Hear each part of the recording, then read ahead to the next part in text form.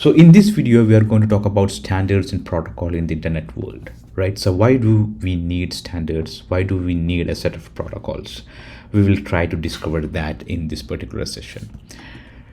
Starting off with the basic need of an internet, I think we have already seen the history of internet, how it has evolved, and the outburst of the devices that got connected in the internet for the communication to made possible. So remember, the ultimate aim of the internet is to transfer or stream the data or allow the user to connect to another user or another application which he's actually trying to access. So eventually, in nutshell, what internet provides is the connectivity.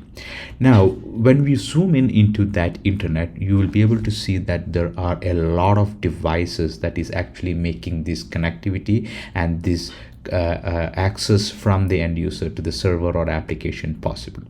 Now what happened was, when internet was actually made public, there were a lot of vendors who have actually found that there is a good business out of it. Vendors like Cisco, Juniper, HP, all these people found a need of building these devices that will be enabling the communication and connectivity between the devices which is getting connected into the internet.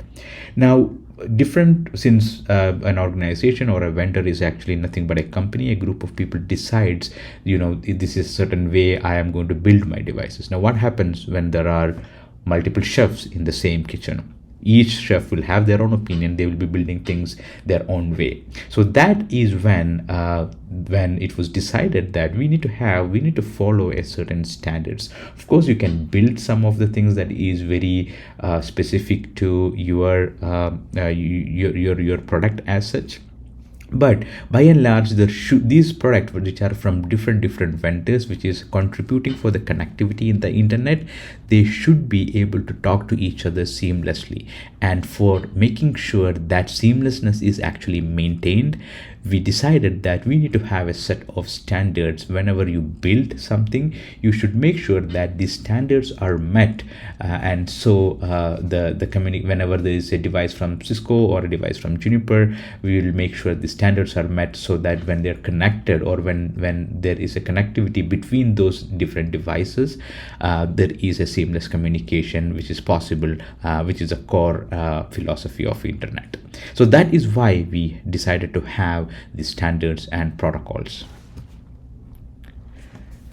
So you can see here it's not only the routers that actually makes the communication possible. There is routers, there is load balancers, there is switches for security. We need firewalls, there is connectors which is actually making all this connectivity. So there is a bunch of different entities that is actually making it possible.